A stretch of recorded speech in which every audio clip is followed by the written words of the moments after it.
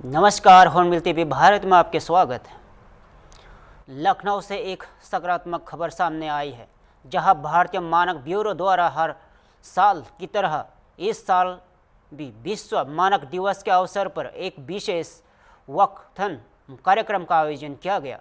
यह कार्यक्रम लखनऊ के परिवर्तन स्थल चौराहे पर आयोजित हुआ, जिसका शुभारंभ मुख्य अतिथि बसपा एमएलसी रामचंद्र सिंह, प्रधान बसपा प्रवक्ता मनीष शुक्ला और भारतीय मानक ब्यूरो लखनऊ के निदेशक सुधीर बिश्नोई ने संयुक्त रूप से हरी झंडी दिखाकर किया।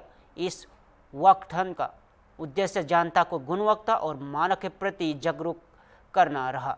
कार्यक्रम में BIS केयर ऐप के बारे में जानकारी दी गई, जिसकी मदद से उपभोक्ता किसी भी उत्पाद की प्रामाणिकता को जांच कर सकते हैं और खुद को फर्जीवाड़े और घटिया सामान से बचा सकते हैं।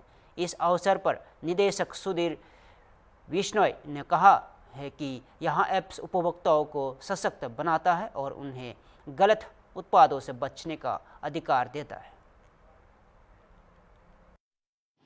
जी, मेरा नाम सुधीर बिश्नोई है और मैं भारतीय मानक ब्यूरो का प्रमुख हूँ यहाँ पर लखनऊ शाखा कार्यालय में।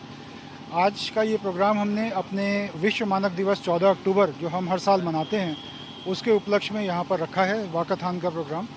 और इस प्रोग्राम के माध्यम से हम जन जन तक ये जागरूकता फैलाना चाहते हैं कि उनके उपभोक्ताओं के अधिकार किस तरह के हैं और वो कैसे अपने सामान को जब खरीदते हैं तो धोखे से बच सकते हैं। इसके लिए हमने सबसे जो इम्पॉर्टेंट चीज़ उनको बताई है वो है हमारा BIS केयर ऐप। और उनको क्या क्या देखना है, ISI मार्क देखना है, सोने की ज्वेलरी खरीद रहे हैं तो हॉलमार्क देखना है। हॉलमार्क में एक HUID नंबर होता है जो हर ज्वेलरी का अलग होता है, जिसको हम वेरीफाई कर सकते हैं ऐप के माध्यम से। तो ऐप एक बहुत हमने एक ऐसा टूल दिया है सभी उपभोक्ताओं को जो उनको सशक्त बनाता है और साथ ही उनको किसी भी धोखे से बचाने की पूरी क्षमता रखता है। साथ साथ इसमें हमने एक और प्रोविज़न जो दिया है कि अगर मान लीजिए कोई ऐसा धोखा उनके साथ होता है तो इसी ऐप के माध्यम से वो हमें शिकायत भी कर सकते हैं, जिसके ऊपर उचित कार्रवाई उनके लिए की जाएगी। धन्यवाद। भारत मानक ब्यूरो के द्वारा जो आयोजित मैराथन दौड़ के माध्यम से लोगों को जागरूक करने का जो अभियान की शुरुआत नौजवानों द्वारा, छात्रों द्वारा, बच्चों द्वारा जो शुरू किया गया, इसके लिए मैं सबको बहुत बधाई देता हूं और पूरे अपने उत्तर प्रदेश के लोगों से भी कहना चाहता हूं, खासकर जो हमारे मानक ब्यूरो के डायरेक्टर भाई सुधीर बिश्नोई जी हैं, भाई मनीष जी हैं, मनीष शुक्ला जी हमारे प्रवक्ता जी, हम लोग यहाँ पर आए और नौजवानों द्वारा जो कार्यक्रम किया गया, आज इसको जन आंदोलन होने की ज़रूरत है और घर घर में इसकी आवश्यकता है। जैसा हमारे BSI द्वारा, भारतीय मानक ब्यूरो द्वारा आज जो जागरूकता फैलाई जा रही, जागरूकता करने के लिए बच्चों के स्कूलों में और ये NGO के द्वारा, तमाम चीज़ों के द्वारा जो मैं समझता हूँ हर नागरिक को इसके प्रति जागरूक होना चाहिए, क्योंकि कोई नकली सामान न बेच पाए, एक मानक के तहत अपने सामान को लोग खरीद सकें और लोग बेच सकें। बाज़ार में जो 420 बेईमानी और फर्जीफिकेशन है उसको रोक हो सके और उसी के साथ साथ आज नौजवानों के को और ये इसके माध्यम से एक ये भी कहा गया जो हमारे प्रधानमंत्री आदरणीय मोदी जी का ये संकल्प है कि हम स्वदेशी अपनाएं और स्वदेशी के साथ साथ मानक को भी अपनाएं, इसके सिलसिले का भारत मानक ब्यूरो के इस जागरूकता अभियान के लिए पहले इस विभाग को साधुवाद, चूँकि आज गुणवत्ता और मानक की का ये राष्ट्रीय निकाय है और उसने ये जागरूकता के द्वारा ये संदेश दिया है कि भारत के नागरिकों को गुणवत्ता विहीन कोई वस्तु नहीं खरीदनी होगी, जो मार्क है उसको देख कर खरीदना होगा। जो BIS ऐप है उसको डाउनलोड करके अगर आप दुकानों पे जाएंगे वस्तुओं को खरीदने के लिए तो निश्चित रूप से जहां आपको उच्च गुणवत्ता और मानक के अनुरूप की वस्तुएं मिलेंगी, वहीं एक संदेश भी जाएगा कि भारत का नागरिक, उत्तर प्रदेश का नागरिक और लखनऊ का नागरिक जागरूक है। अब अगर वस्तुओं को मानक के विपरीत या गुणवत्ता के विपरीत बेचेंगे तो बचेंगे नहीं, और इसी की एक आवश्यकता है। और जिस तरीके से आज त्योहारी सीजन में तमाम प्रकार के मिलावटी चीज़ों के मिलने की खबरें आज आम हैं, उस समय में इस जागरूकता का महत्व और बढ़ जाता है। उत्तर प्रदेश के मुख्यमंत्री योगी आदित्यनाथ ने आज लखनऊ स्थित अपने सरकारी आवास 5 कालिदास मार्ग में 150 यूनिटी मार्च का शुभारंभ किया। सरदार वल्लभ भाई पटेल की 31वें अक्टूबर को मनाई जाने वाली जयंती से पहले इस विशेष अभियान की शुरुआत की गई है।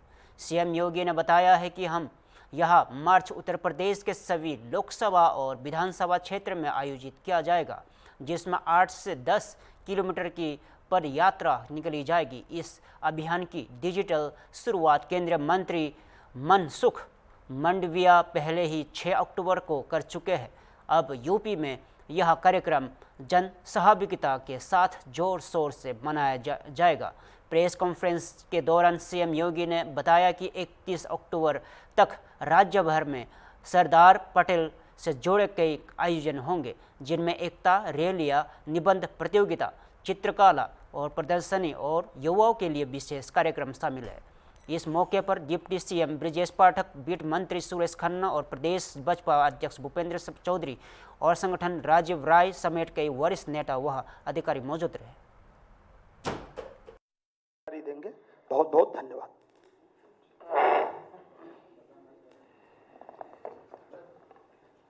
मित्रों, मैं सबसे पहले अपने सभी सहयोगियों की ओर से आज की इस विशेष प्रेस वार्ता में आप सबका स्वागत करता हूं। आज की ये पीसी मुख्य रूप से लौह पुरुष सरदार वल्लभ भाई पटेल जी की 150वीं जयंती के कार्यक्रम के उपलक्ष्य में आयोजित होने वाले विभिन्न कार्यक्रमों के बारे में अवगत कराने और उत्तर प्रदेश जो देश की आबादी का सबसे बड़ा राज्य है, उस राज्य में इस कार्यक्रम का शुभारंभ करने की दृष्टि से यहां पर आयोजित की गई है। लौह पुरुष सरदार वल्लभ भाई पटेल महान स्वतंत्रता संग्राम सेनानी होने के साथ ही अखंड भारत के शिल्पी भी हैं। अखंड भारत आज जो स्वरूप हमें भारत का दिखाई देता है, इसके शिल्पी के रूप में पूरा भारत लौह पुरुष सरदार वल्लभ भाई पटेल का स्मरण करता है, उनके प्रति सदैव कृतज्ञता ज्ञापित करता है।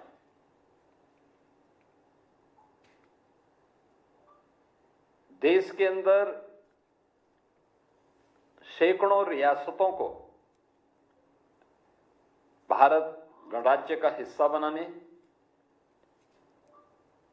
और फिर भारत के वर्तमान स्वरूप को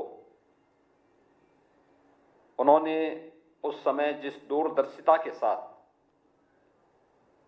जिस सूझबूझ के साथ उस समय लागू किया था, आज वह भारत हम सबको देखने को मिलता है। और हर व्यक्ति जानता है कि उस समय कुछ रियासतें ऐसी भी थीं जिसमें जूनागढ़ का नवाब और हैदराबाद का निजाम ये जो मनमानापन करना चाहते थे, लौह पुरुष सरदार वल्लभ भाई पटेल के सामने उनकी एक नहीं चली और अंततः लौह पुरुष के दृढ़ निश्चय के सामने उन्हें भारत छोड़ना पड़ा और ये दोनों रियासतें भी भारत का हिस्सा बनी। प्रधानमंत्री मोदी जी के नेतृत्व में पूरा देश 2014 से लौह पुरुष सरदार वल्लभ भाई पटेल जी की पावन जयंती को राष्ट्रीय एकता दिवस के रूप में आयोजित करता है। इस अवसर पर रन फॉर यूनिटी का कार्यक्रम भारतीय जनता पार्टी 2014 से ही आयोजित कर रही है। Statue of unity Sardar Sarovar Gujarat के पास दुनिया की सबसे बड़ी प्रतिमा प्रधानमंत्री मोदी जी के मार्गदर्शन और नेतृत्व में गुजरात में भी स्थापित हुई है। पूरे देश का योगदान इसमें हो, इसके लिए 2013-14 में भारतीय जनता पार्टी ने गांवों से, गरीबों से, किसानों से, नौजवानों के माध्यम से लौह संग्रहण और धरती माटी की सुगंध को भी समेट करके जो एकत्र किया था। मध्य प्रदेश का 18 जिलों में आज पल्स पोलियो टीकाकरण अभियान चलाया जा रहा है। इस महाअभियान के तहत 5 साल तक के 39 लाख से अधिक बच्चों को पोलियो की दवा पिलाई जा रही है। मुख्यमंत्री डॉक्टर मोहन यादव ने इस मौके पर प्रदेशवासियों से अपील की है कि वे अपने बच्चों को पोलियो की खुराक जरूर दिलवाइए ताकि मध्य प्रदेश को पूरी तरह पोलियो मुक्त बनाया जा सके।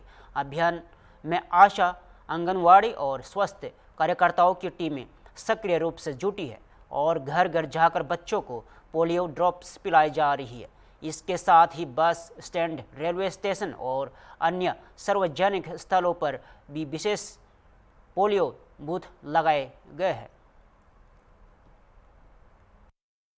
आज पल्स पोलियो के खिलाफ जिस प्रकार से पूरा देश दवाई के माध्यम से युद्ध लड़ रहा है, हमने सबने भी आज प्रदेश के अंदर लगभग 18 जिलों में 39.5 लाख से ज़्यादा बच्चों के लिए जो दवाई पिलाने का अभियान चलाया गया है। इसके माध्यम से 64,000 से ज़्यादा वैक्सीनेटर घर घर जा कर के इस अभियान का हिस्सा बनेंगे। मेरी अपनी ओर से लोक स्वास्थ्य एवं चिकित्सा विभाग को बधाई, जो सफलता के साथ माननीय प्रधानमंत्री जी के नेतृत्व में 1 दशक से ज़्यादा समय से हम बहुत सफलता के साथ इसमें आगे बढ़ रहे हैं। कोई भी बच्चे को जीवन में बीमारी नहीं आए, हम सबका प्रयास है और कौन माँ बाप चाहेगा कि उनका बच्चा इस बीमारी से ग्रसित हो। जो पल्स पोलियो के, खासकर पोलियो की जिनको कठिनाई होती है, उनका जीवन वास्तव में बहुत तकलीफ का रहता है, लेकिन हम प्रयास करें कि बचपन से ही इस दवाई का उपयोग करते उनका जीवन सुरक्षित करें। मेरी अपनी ओर से सभी मित्रों को बधाई। पोलियो दिवस और पोलियो को लेकर के जिस प्रकार से पूरे देश का मानस बना हुआ है, पल्स पोलियो के खिलाफ जो युद्ध लगातार चल रहा है, लगभग 1 दशक पूरा हुआ है और यशस्वी प्रधानमंत्री के नेतृत्व में तो सभी क्षेत्रों में लगातार हमारे लिए एक अलग प्रकार का माहौल बना हुआ है। माननीय प्रधानमंत्री जी के माध्यम से आप सबको बधाई देना चाहता हूँ। जोरदार अभिनंदन करें यशस्वी प्रधानमंत्री नरेंद्र मोदी जी। बच्चा घर में हो और बच्चे को जीवन में कोई कष्ट ना आए, हर कोई माँ बाप चाहता है, हर एक की इच्छा होती। कौन माँ बाप होगा जो अपने बच्चे को भविष्य में कष्ट में देखे। और ऐसे में ये पल्स पोलियो के माध्यम से, खासकर ये पोलियो की जो बीमारी है, इस बीमारी से जो जिनके शरीर में ये लक्षण दिखाई देते हैं, उन पे जो बीतती वो ही जानते हैं। ऐसे में भगवान न करे किसी पे बीते, तो एक तरह से ये पवित्र काम एक हम सबको संकल्प के रूप में भी करना है। और आज अपने प्रदेश के अंदर 18 जिले के अंदर 64,000 वैक्सीनेटर्स इस पल्स पोलियो की 39.19 लाख पल्स पोलियो की दवाई को पिलाएंगे। और इसके पहले दिन 24,000 बूथ बनाए गए और दूसरे तीसरे दिन कुल मिलाकर 31,000 टीमें छूटे हुए बच्चों को घर घर जा कर के दवाई पिलाएगी। एक भी बच्चा पल्स पोलियो से न छूटे। और रिस्क वाले, हाई रिस्क वाले ईंट भट्टे, क्रेशर, निर्माणाधीन भवन घुमक्कड़ आबादी, झुग्गी झोपड़ी, जहाँ जहाँ भी जिस प्रकार से भी ये हमारे बच्चे कहीं भी हो, हर एक के जीवन को सुरक्षित रखना ये हम सब की जवाबदारी है। और मैं मान के चलता हूँ हम सब इस उद्देश्य में पूरा होंगे कि हमारा एक भी बच्चा इस बीमारी से ग्रसित न हो, वो कोई कष्ट न इस तरह उसके शरीर पे आए। हम सब मिला करके एक साथ मिलकर पूरे देश को पोलियो को हरा के रहेंगे, इसी संकल्प के साथ। उत्तर प्रदेश के बरेली बहवाल मामले में पुलिस को बड़ी कमाई भी मिली है। 26 सितंबर को श्यामगंज इलाके में हुए हिंसक उपद्रव के दौरान पुलिस पर पेट्रोल बम फेंकने वाला आरोपी आरिफ को पुलिस ने गिरफ्तार कर लिया है। जांच के दौरान सामने आया है कि आरोपी आरिफ ने यहां हमला प्रसाद अनिश शख लेने के इशारे पर किया था और पूछताछ में आरिफ ने यहां भी कबूला कि उसने अनिश के कहने पर भी नारेबाजी की और पेट्रोल बम फेंका। गौरतलब है कि यहां बवाल उस समय भड़का था जब आईएमसी प्रमुख मौलाना ताकिर राजा के बुलावे पर लोग इकट्ठा हुए थे। इस विवाद की शुरुआत आई लव मोहम्मद पोस्टर हटाने को लेकर हुई थी, जिसके बाद हालत का बेकाबू हो गए और भीड़ में पुलिस को पेट्रोल बम और गोलियों से हमला कर दिया। इस मामले में पुलिस अब तक मौलाना ताकिर के राजा सहित 105 आरोपियों को जेल में भेज चुकी है और अब पेट्रोल बम फेंकने वाला आरिफ को लाख सलाखों के पीछे पहुंच गया है। और पुलिस का कहना है कि इस गिरफ्तारी से दांगे पूरी तरह साजिश और उसके पीछे मास्टरमाइंड का चेहरा और ज्यादा साफ हो गया है।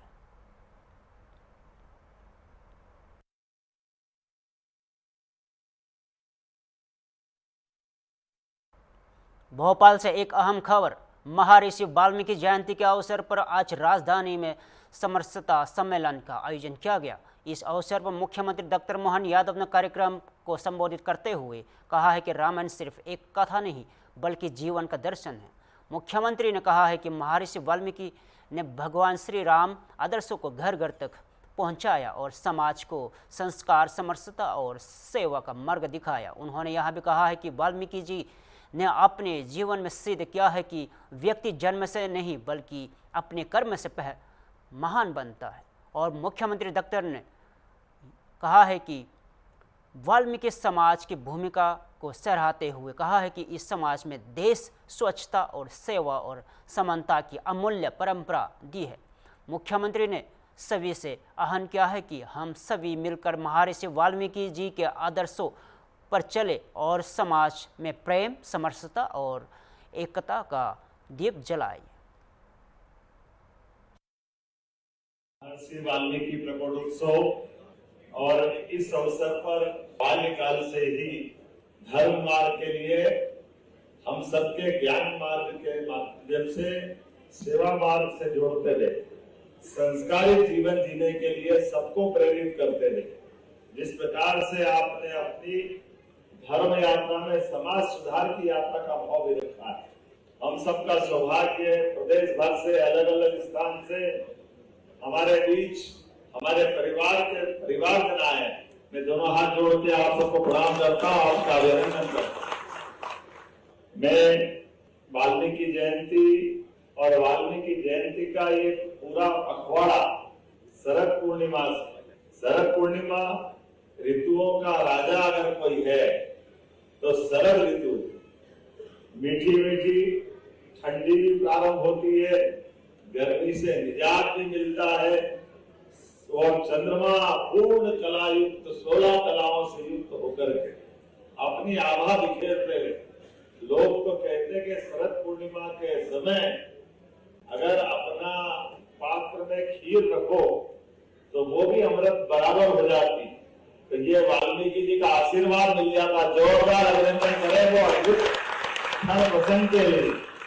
कोई विक्रमादित्य बनता, कोई भर्तरी बनता, कोई कालिदास बनता, कोई घटकर पर बनता। आज से भी हजारों साल भगवान की उस नगरी का धाम जिसका नाम अवंतिका, हम सब तो सामान्य मनुष्य, वो ईश्वर के रूप में कहाँ किसको क्या आशीर्वाद दे दे, ये कालों के काल महाकाल से अच्छा कोई नहीं जानता। सबका काल नियत। ऐसे में नियति ने आज महाराज जी को राज्यसभा पहुंचाया। महाराज जी के माध्यम से समूचा समाज आनंद आनंद में है। जोरदार अभिनंदन एक बार फिर, क्योंकि हमने महाराज जी के चयन के बाद से ऐसा कोई कार्यक्रम अभी तक किया नहीं जिसमें हम धन्यवाद दें, क्योंकि ये धन्यवाद का तो भाव होगा, लेकिन धन्यवाद के साथ साथ पूरे समाज का सम्मान का भाव है, एक एक व्यक्ति का। महाराज तो प्रतीक रूप में है, लेकिन सच में तो हम सब बने।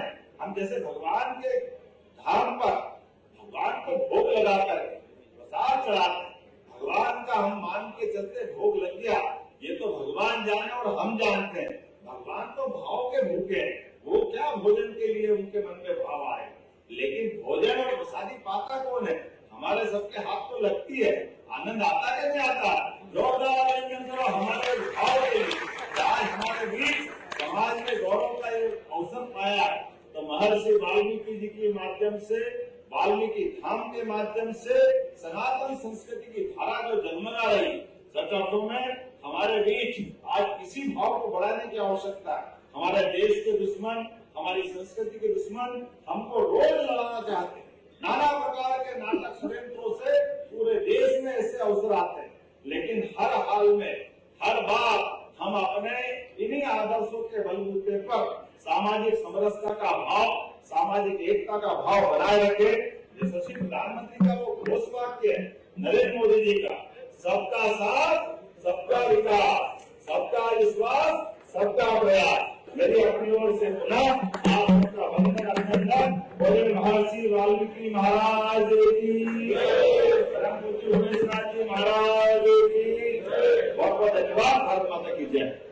कई सारे राज्यों में तो गुजरात सहित ये साल का नया दिन दीपावली से प्रारंभ करते हैं।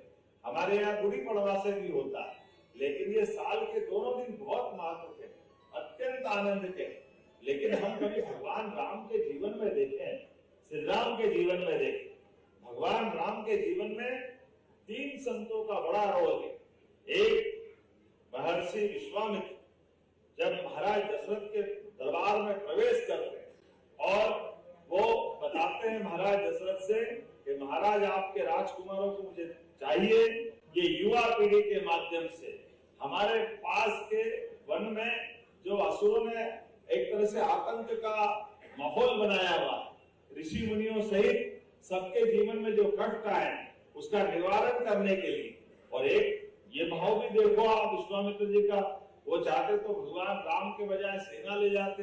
महाराज दशरथ ने तो कहा मैं चलता हूँ, उन्होंने कहा नहीं नहीं, आपके राजकुमारों को चाहिए। और भगवान श्री राम और लक्ष्मण जी को ले जाकर वो जब गए तो उनके साथ सेना नहीं ले, रथ पे नहीं ले, आम समाज की तरह सरकार के माध्यम से समाज की सही स्थिति का चित्रण भावी पीढ़ी को भी होना चाहिए। तो विश्वामित्र जी ने वो अद्भुत काम किया। विश्वामित्र जी के लिए भी जोरदार अभिनंदन करें उस काम के लिए। और विश्वामित्र जी जब ये बात समझा रहे तो महाराज दशरथ थोड़ा सा मन में पुत्र प्रेम के कारण से बड़े लाड़ प्यार से अपने राजकुमार और बड़ी मान मनोबल से उनके घर में पुत्र रत्न की प्राप्ति हुई, तो थोड़ा सा मन उनका ऊंचा नीचा था। तो वहां पर एक और ऋषि। फिलहाल के लिए इतना ही। ऐसे ही ताज़ा खबर ले देखते रहे हम भारत।